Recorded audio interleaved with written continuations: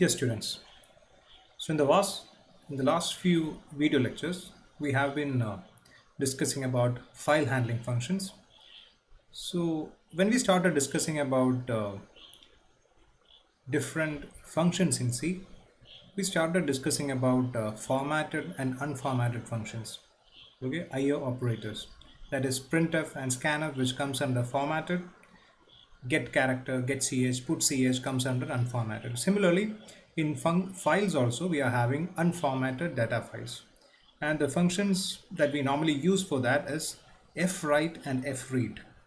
So we are going to see how these two functions work. So what is the use of it? When we want to read or write a block of data, okay, in the last few programs what we were doing was like in the copy program, we were reading one character at a time and it was getting copied to the next file. Instead of that, if you are having an array, okay, an array or say a structure which will be having different type of variable data stored inside it. Okay, for example, in the structure problem we have seen that a structure can have names, then integers, floats, everything will be put together in a single block. So if you want to copy that whole block, or if you want to read or write a whole block, this fwrite and fread is very helpful, or else we'll have to write a lot of statements of codes to get that job done. So here, using a single statement, we can handle it. So that is basically our fwrite and fread functions. So this is the syntax. The syntax for fwrite says that the first one, there are basically 4 parameters that you need to pass to have a proper syntax for fwrite. So the first part is the address of the block. Okay, you see here address of the block, size of the block, then there is a size modifier or number of blocks, okay, and file pointer. So let's see what these different things are. When we say address of the block, okay, I'm using fwrite. So what I'm doing is I'm going to write some data into a file. Okay, so the data, the location of the data or the address of the data is what we are giving as the first thing. Okay, for example, if we are having this stew as a structure, okay, so the structure will be stored at a particular memory location. So what we are passing is the memory location. So fwrite will search for that particular memory location. What is the data in there? That data will be taken and will be returned to the file. Then size of the block. Okay, so there is size of the block and there is size modifier or number of blocks. Okay, for example, if we are using an array, say a character array, so we know that the data type is character. Okay, a character data type, and character will be occupying around 1 byte of the memory. So when we say it as character, the size of the block, if I can say, is the size of, okay, you might be familiar with this particular function or the command that we have discussed earlier, size of. It basically gives the size of a particular variable or the current data type. Okay, so we can use that. Okay, and we have this size modifier. So when we are doing a program, I will show you a demonstration of how to use this fwrite in a program, then these things will be clear for you. So for the time being, just try to understand. The first one is the size, then is the size modifier, which is basically a number. We will see what it is. So it's going to be an integer. Size modifier will be an integer, and this will be a size of the variable. And the final, the file pointer. So if it is fptr, like the pointer in which the file is open, we'll be using that. So this is the basic syntax for fwrite. So it comes like fwrite and to, it's a memory location, then size of the structure or array, and the modifier and the pointer. Okay, so we'll see in detail how each parameter affects the final output. Now what it does, when I use that statement, what it does is it writes all the content in the structure names 2. Okay, here the name of the structure is 2. All the content in the structure will be written into the file pointed by fptr. Okay, that is what is happening, and you just need to write a single command. The structure may be having different, so it can be having name, age, then some roll number, marks, but everything can be handled using a single statement if you are using this fwrite. So we don't have to type separate command to write data in each different variables inside the structure. That's the same thing what we mentioned. Now we are going for the syntax of fread.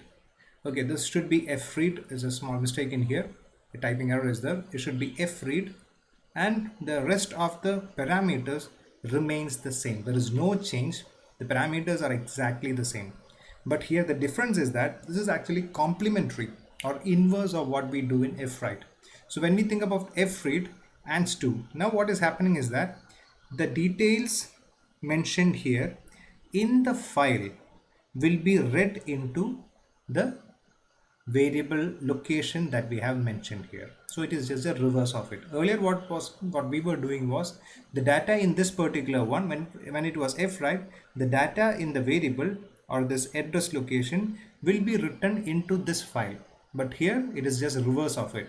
Whatever the data according to the size in the file will be written into this particular variable. Okay, so what here it does is it read all the content in the file opened in the pointer and stores it in the structure variables too. So this can be used either for structures or for arrays. So here also we don't have to type separate commands to store the data. Everything remains same. So now let's see what is happening. Okay, just we'll see a program so that things will be clear for you. So I'm starting with a few basic steps involved in here so that this different parameters will be clear for you. So I'm starting with a simple program. So don't go with this. I'm starting with a simple program as a sample one. So what I'm going to attempt is I will be defining a character array, and I will be inputting some value into that particular character array, and I will be trying the command fwrite to write that particular array into the file. Okay, so I need to have a character array.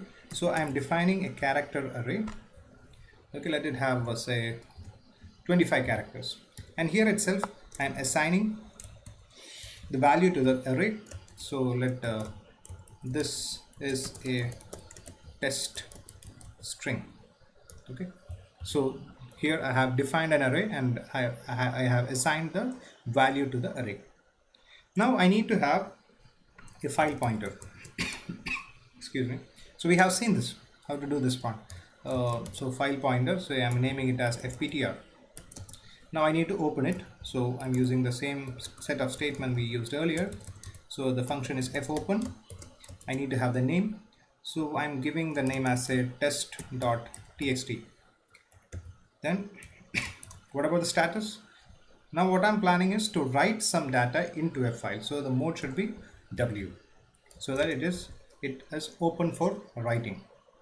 Now I can do a check whether the file has been created or is there any error in creating the file. So that we use this particular statement. We have done this earlier also. If fptr equal to null, then it should throw an error, right? So printf error. Okay, I'm simply placing it as an error, so that will do. Now if this condition is not satisfied, then what need to be done? So that is comes in the else statement. Either I can write an else or I can simply write the statement, because for the if this is the condition, we know that this is more like putting in a braces. If there is just one statement, we can ignore the curly bracket. So this itself will be considered as a block, and if this condition is not satisfied, what should be done? So I'm putting it as else what should be done? Now I want to write this particular string into the file. So what I will be using is fwrite. Okay, we have seen the first one is the address location. So what is the address location of the content? The array is arr, so I am using arr. So now I have set the memory location of the data. Okay, the data is available at this and aar, the memory location is available. Now I need to specify the size. So this is where we need to be careful about. So there are two ways of doing it. One is this, I can put the size of arr. So automatically the value which will be read is the actual size of the arr, which is 25 character. Okay, the bytes occupied by 25 characters will automatically come here as the value. Then there is the next one, which is 1, which is the modifier. So the modifier, you need to be very careful. Now I am placing here as 1. Okay, so why I placed 1? So what happens is that now I want 25 characters, the space for 25 characters in the file. Okay, because my string is having a capacity of 25, so 25 bytes from the ARR, okay, from the array, character array, should be taken and written in the file. So when I say it as 1, okay, so what happens is that it will be taking the size of array, which is 25 characters, and will be writing. So it will be reading the 25 bytes of data from ARR and will be written into the file. So the file pointer is fptr, that is the last part. So I've done that. Now I can go for fclose and closing the file that I opened, that is fptr, and that's more or less the program. So what I did, I defined a character array, I assigned some value to it, and I use the statement fwrite. And when you're using fwrite, this is the particular syntax. The syntax is very important. We'll try a few more times so that this syntax will stay in your mind. Okay, so I'm going to run this program. So let's see what happens.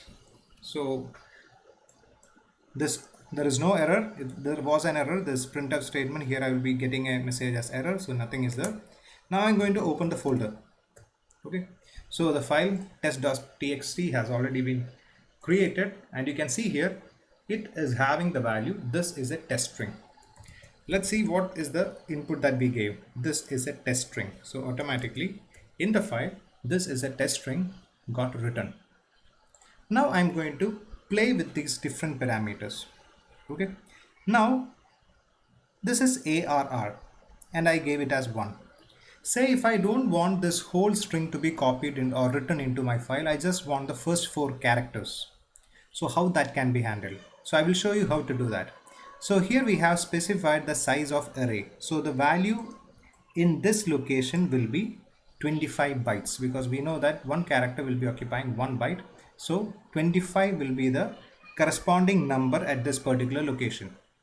So either I can use it like this, or I can say a statement like this. Okay, so this is equivalent to saying that the size of character, that is 1 byte. Okay, so 1 byte is the size of one block, and how many numbers of such blocks are there? So I want 4 characters, which means 4 byte. This is 1 byte. I want 4 characters, that is THIS, which means I need 4 blocks having 1 byte each. Okay, now if I run this, okay, now let's see what is happening to the output. You can see here only the first 4 characters got printed. Okay, that is the data in the first 4 bytes got printed or written in the file. Similarly, if I'm changing this to say 15, let's see what happens. So here you can see the first 15 characters got written in the file. So this is how I can manipulate the data. So how much data from the defined array need to be written in the file can be decided using these 2 parameters. If I'm putting here as ARR, now let's see what happens if I write something like this. I put size of array, which means size of array is 25, so automatically the value in here is 25, and I have asked it to create 15 blocks of 25. Okay, so 15 blocks of 25 will be read from ARR. Now let's see what happens. So now if you open it, you are going to find a lot of junk data. Okay, because it is writing 15 times 25. So whatever value that is available is getting fetched from ARR, but there is no value available because ARR is having only 25 bytes as the size. So the rest is going to get filled with junk data. So you need to be very careful how to assign it. If you are assigning ARR, the size of the whole array itself, then you just need to give the value 1, and if you run that, you will be getting the value as expected. This is a test string, so the exact size will be taken care of. Okay, so this is how we do when we want to work on an array.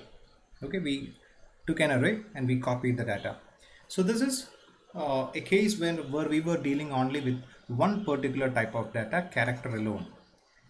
What if it is a structure? So in a structure, you'll be having different sub variables. Okay, so let's try this with say structure. So I'm defining a structure first. Okay, so including the file, so hash include, I'm going with stdio.h.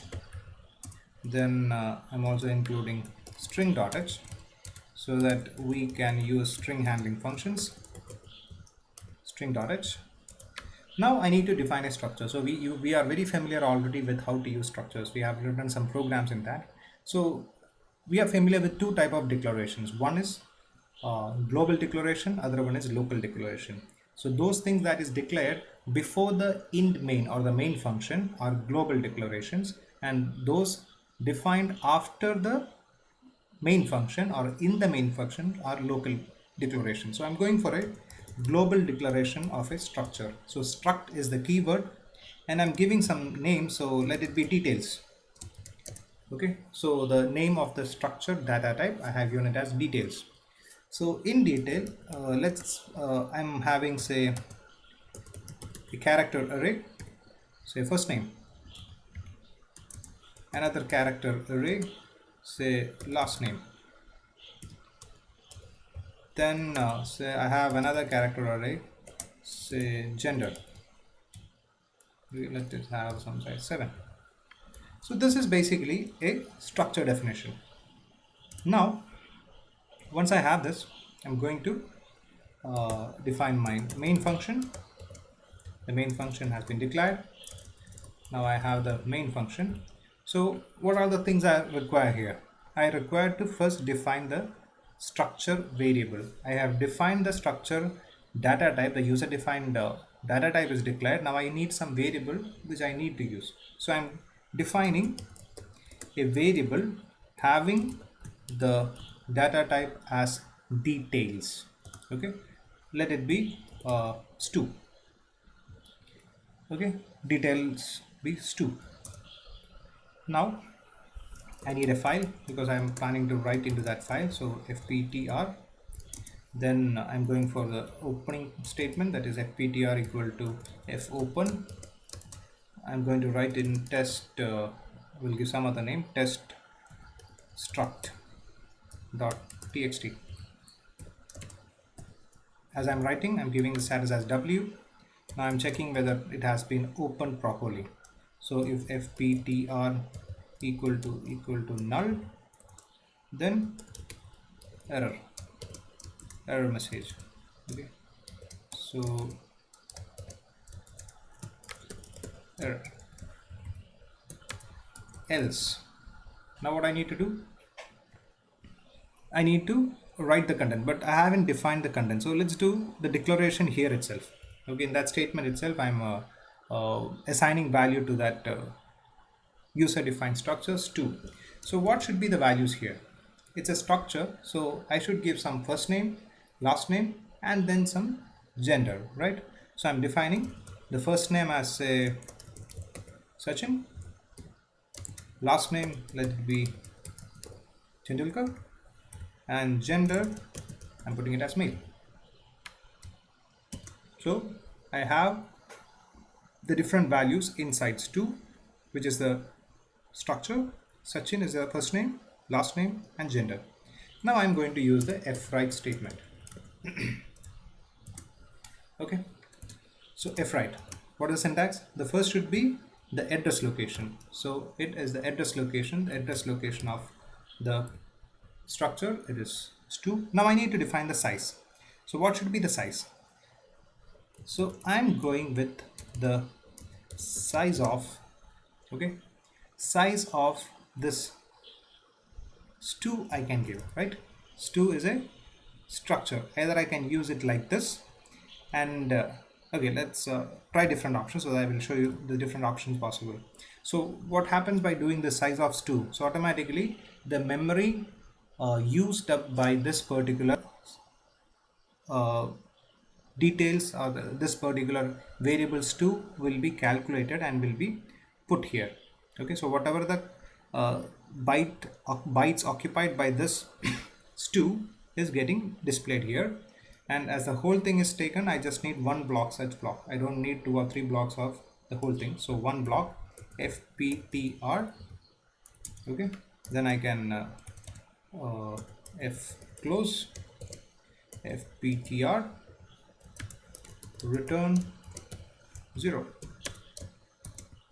Okay,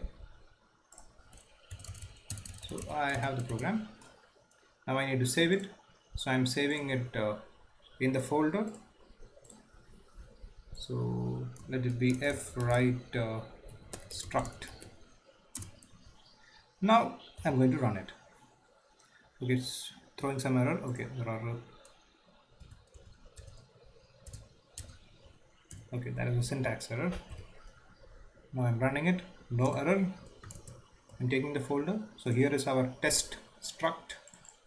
When I open it, I'm going to find the whole data, because we know that this Sachin was the data in the first name, Tendulkar was in the last name, gender was in the male was in the gender. So 3 different data. If I'm using the fprintf or any other statements, I will have to write 3 separate statements to take care of this content. But here with a single statement, I was able to write the whole thing. Okay. Now here I use the size of stu. Say instead of that, if I'm using size of character, just like what we did in the last case, and if I'm saying this as say let it be 10. Now let's see what happens. So it wrote only this much. Okay, because I didn't asked the fwrite command to write any data which is exceeding the 10 byte limit, because size of character is 1, modifier is 10, so 1 times 10. So the data in the stu structure up to 10 bytes will be taken and will be written in the file. Okay, so this is how this particular statement works. Okay, and say if this was an array, so we have seen this array of structures. Okay, so now I define an array of structures. So in an array of structure, I need to have more data, right? So what I'm doing is I'm giving more values. Say so let the first stu1 be this, stu2 be say Rahul Dravid, and again the gender male. Okay, let that be the second stu2 details. Now I'm going for the stu3 details. So let me have some names, say Rohit, say Sharma, and male. Okay, so this is basically assigning values to the structure. So stu1 is this data. So I need one more opening braces so that it will be proper. Okay, so fine. So this is the opening and closing bracket of data of the whole stu. This is stu1, stu2 and stu3. So all the details are available within the stu. Now if I'm going for size of stu and I'm putting it as 1, what is your expectation? When I run this, am I going to get all these data, or I will be getting only a part of it? Let's see.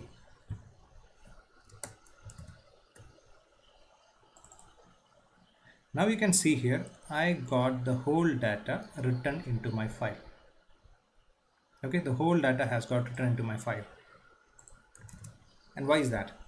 Because I mentioned the size of stu. And what is the size of stu? Size of stu is the whole data in this particular stu variable.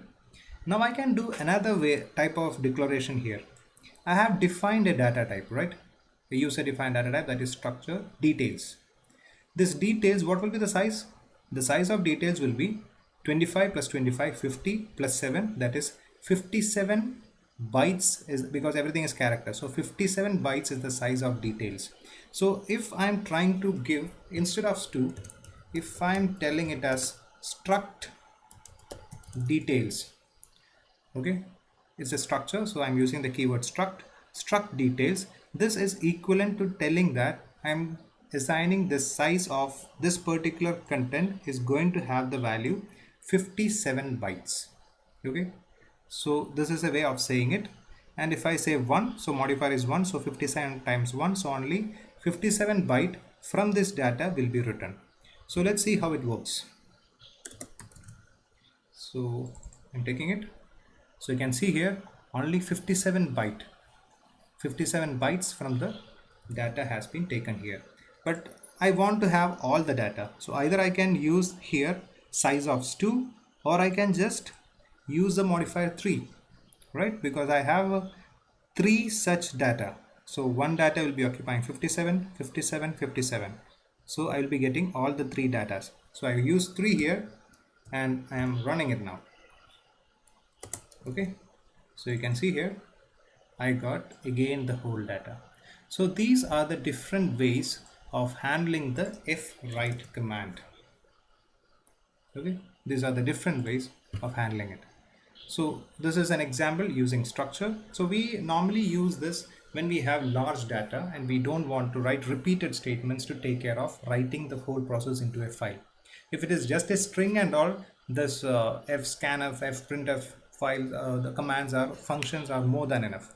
But if there is a lot of data, like a structure in which you can have like a, if in a college, if you are checking for the student detail, if there are 60 students in a class, the whole data will be like a long set of data, and you cannot write each statement to enter the name, age separately. So the best thing is use functions like this, which is fwrite, which will be taking care of the whole thing together. So that's fwrite. Now we are going to check for fread. Okay, and the syntax for fread is exactly same as that of fwrite.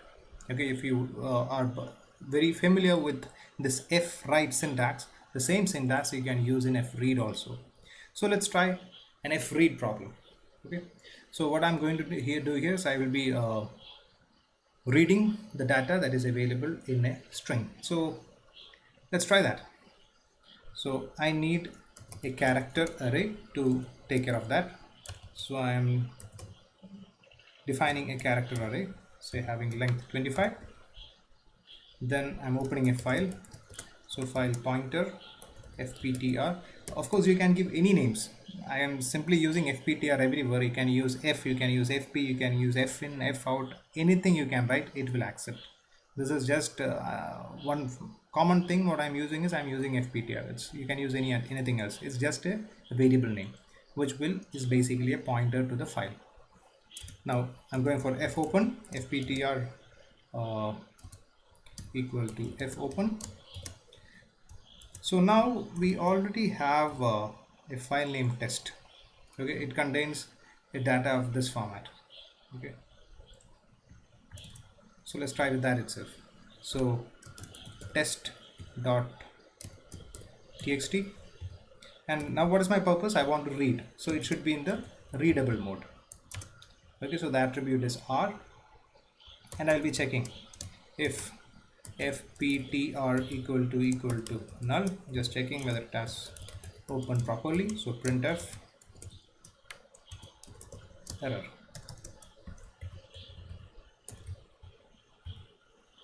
Okay, now what I'm going to do, I'm going to read the content available in the file and I will be writing it to this particular character. So for that I'm using the else fread. The syntax is same. So first I'm giving the address. So now I'm giving the address of ch, because whatever data in the file need to be written to this particular memory location, that is and ch. What about the size? What should be the size here? Size can be, this is having a capacity of 25. So you can say let the size be the size of ch. because ch is having a particular limit. We'll see it is 25. So if I'm trying to enter more data into that particular character ch, trying to store more data into ch, it will throw an error. So the maximum size that I can occupy in ch is the size of ch. So I'm putting it as size of ch, and the modifier, if I'm putting the whole size, then the modifier is 1. Then fptr, which is my file pointer. Okay, now I can just close fptr. That's it.